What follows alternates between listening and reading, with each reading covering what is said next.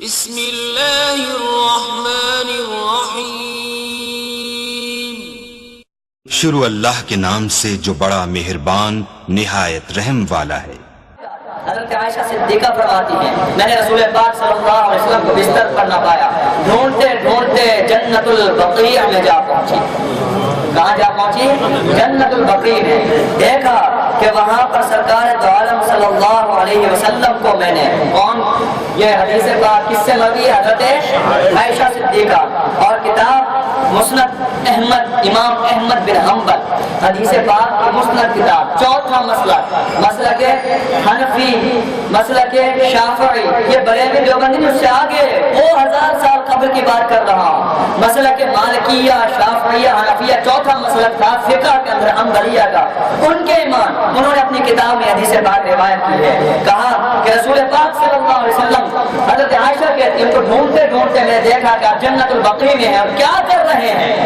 ابھی آپ تھوڑی دیر بعد جو عمل کرنے جائیں گے زیارت قبور کے لیے، اس کا بھی آپ کو ثبوت دینا، حوالہ دلیل دینی ہے۔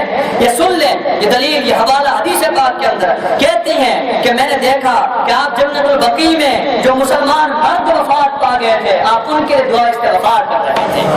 جو مسلمان عورتیں فوت ہو گئی تھی آپ ان کے لیے دعا استغفار کر رہے تھے، اور جو بدر و احد کے اندر شہید ہو گئے تھے آپ ان شہداء کو یاد فرما رہے تھے۔ وہاں بے وفائی ان کے نام پہ جس نے جو جان قربان کی وہ زندگی میں بھی انہیں یاد کرتے رہے، جب جا رہے تھے رب بھی اپنی امت ہی کہتے رہے، اور جب وہاں چلے گئے ہیں تب بھی کوئی یاد کرے۔ ہمارا عقیدہ ہے، یقین ہے، اب بھی وہ ہمیں سنبھال رہے ہیں۔ بات یقین کی نہیں ماننا، کسی نے نہ مانے، ہم مان رہے ہیں، کوئی ہمیں روک کے دکھائے۔ ہر ایک کی اپنی اپنی سوچ ہے نا، نظریات ہے، ہمارا نظریہ یہ ہے نا، کوئی دلیل ہے یا نہیں؟ اگر یہ دور مصطفیٰ کا دور ہے، اگر ہمارے نبی اور رسول آج بھی محمد مصطفیٰ ہیں تو مرنے والا نبی نہیں ہو سکتا، جانے والا رسول برقرار نہیں رہ سکتا۔ اگر آج ان کی رسالت برقرار ہے تو زندگی بھی ان کی آج برقرار ہے۔ اگر وہ اپنی زندگی میں رسول تھے، جانے کے بعد بھی رسول ہیں، جس طرح اس وقت سنبھال رہے تھے آج اس سے زیادہ سنبھال رہے ہیں۔ یہ ہمارا عقیدہ ہے، کوئی مانے یا نہ مانے۔ تو آپ یہ فرماتی ہیں کہ وہاں پر مرد و عورت کو شہداء کے استغفار کر رہے تھے، اور جب مجھے دیکھا تو آپ نے فرمایا کہ عائشہ ان اللہ عز وجل ينزل ليلة النصف من شعبان الى السماء الدنیا، جب آج شعبان کی 15ویں رات واقع ہوتی ہے، جب یہ نصف شعبان کی رات آتی ہے تو اللہ تبارک و تعالی آج کی رات جو سب سے قریب ہمارے آسمان ہے، جو ہمیں یہ نظر آ رہا ہے، یہ جو ہمیں نظر آ رہا ہے دنیا کا آسمان، فرمایا کہ اس کے اوپر اپنی شان کے مطابق، اپنی رحمتوں کے مطابق جلوہ فگر ہو جاتا ہے، تشریف لے آتا ہے، اور پھر وہ اپنی رحمت کو اتنا وسیع کر دیتا ہے فَيَغْفِرُ لِأَكْثَرَ مِنْ عَدَدِ شَعْرِ غَنَمِ كَلْبٍ، کہ قبیلہ بنی کلب کی بکریوں کے جو بال ہیں ان کی تعداد سے بھی زیادہ گناہگاروں کی بخشش فرما دیتا ہے، انہیں معاف فرما دیتا ہے۔ تو مجھے میرے دوستوں بتاؤ، آج کی رات کا انکار کر کے کیا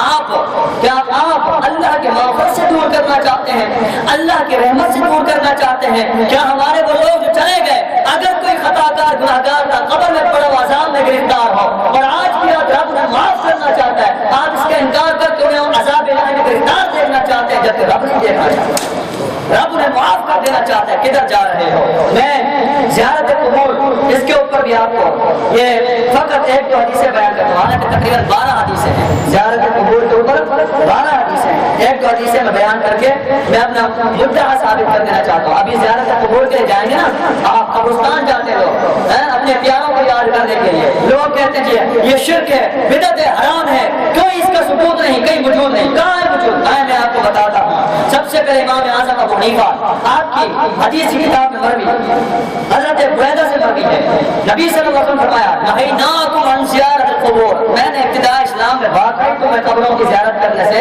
منع کیا تھا۔ کیوں؟ اس لیے کہ اس وقت بت پرستی عام تھی، اس وقت وہ لوگ ایک خدا کی بجائے کئی خدا کو پوچھتے تھے۔ اگر میں اجازت دے دیتا تو تم لوگوں نے بھی اس خدشے کے پیش نظر کہیں تم ان جانے والوں کو خدا نہ سمجھ لو اور ان کی پوجا نہ کر دو، میں نے اس خدشے سے تمہیں منع کیا تھا، مگر اب تمہارے دلوں میں ایمان پکا ہو چکا ہے، اب تم میں اسلام پکا ہو چکا ہے، اب تمہیں پتہ چل گیا کہ خدا ایک ہے، وہ رب، اس کے سوا کوئی معبود نہیں ہے، اس کا کوئی شریک نہیں ہے۔ مجھے بتائیں آپ میں سے کوئی ایسا تو نہیں جو کہے کہ کوئی اور خدا بھی ہے؟ بتائیں، ہاتھ اٹھا کے کہیں کس کا یہ عقیدہ ہے کہ خدا ایک ہے؟ ہاتھ اٹھا کے بتائیں کس کا عقیدہ ہے خدا ایک؟ ہاں، اور یہ بتائیں کس کا عقیدہ ہے کہ خدا دو ہے کسی کا عقیدہ؟ ابھی جو قبروں کو زیارت کے جائیں گے، کون ان قبر والوں کو خدا سمجھ کے جاتا ہے کوئی؟ اگر نہیں سمجھ کے جاتا تو شرک کہاں سے ہو گیا؟ اور اگر آپ کہتے ہیں بدعت کہ حضور کے دور میں نہیں تھا، کس نے کہا نہیں تھا؟ حضور تو جنت البقیع میں واقعتاً دیدار کرنے بھی جاتے تھے، دعا استغفار کرنے بھی جاتے تھے، تو پھر آپ اور کون سی حدیث چاہتے ہیں؟ تو آپ فرماتے ہیں کہ میں نے تمہیں منع کیا تھا، لیکن وقت اسی نبی محمد فی زیارت قبر امہ، اب محمد کو اپنی والدہ کے قبر کی زیارت کا اذن مل گیا ہے، حضور کو اپنی والدہ کے قبر کی زیارت کی اجازت عطا کر دی گئی ہے، لہٰذا جب میں اپنی والدہ کی قبر کے پاس جا کے آنکھیں ٹھنڈی کر لیتا، تم بھی اپنے پیاروں کے پاس جا کے آنکھیں ٹھنڈی کر لیتے۔ ہمارا دین یہ ہے، اور نہیں ہے اس طرح فتنہ فساد کے ساتھ، ہے نا؟ اور مسلم اور ترمذی کی حدیث عام نہیں، صحاح ستہ میں مسلم کی حدیث آ رہی ہے، حضرت بریدہ سے مری کہتے ہیں کنت نہیتکم عن زیارت القبور فزوروها، پہلے میں نے تمہیں زیارت قبروں سے منع کیا تھا، اب میں تمہیں خود حکم دیتا زوروها، جایا کرو، زیارتیں کیا کرو۔ اور ایک اور حدیث پاک فقط سنا کے میں آپ کو گفتگو آگے لے جاتا ہوں۔ ابن ماجہ کی حدیث صحاح ستہ میں مستند ترین کتاب، ابن مسعود سے مروی، حضرت عبداللہ ابن مسعود سے کہتے ہیں ان رسول اللہ صلی اللہ علیہ وسلم قال، سرکار دو عالم صلی اللہ علیہ وسلم نے ارشاد فرمایا کنت نہیتکم عن زیارت القبور، میں نے تمہیں زیارت قبور سے بات کرنا منع کیا تھا، میں روکتا تھا تمہیں، کیوں؟ اسلام شروع ہو رہا تھا، اس وقت تمہارے دلوں میں بتوں کا تصور موجود تھا، خدشہ تھا کہ قبروں پہ جا کے تم انہیں بھی بتنا سمجھ بیٹھو، لہٰذا اب کیا کرو فزوروها، جب تم میں اسلام کا تصور پکا ہو گیا ہے، ایمان پختہ ہو گیا ہے، خدا کا تصور تمہارے دلوں میں رچ بس گیا کہ وہ فقط ایک ہے، محمد بھی خدا نہیں ہے، وہ اس کا بندہ اور رسول ہے، تو لہٰذا اب فزوروها، اپنے پیاروں کے پاس جایا کرو، قبرستان میں جایا کرو، قبروں کی زیارت کیا کرو، کیوں؟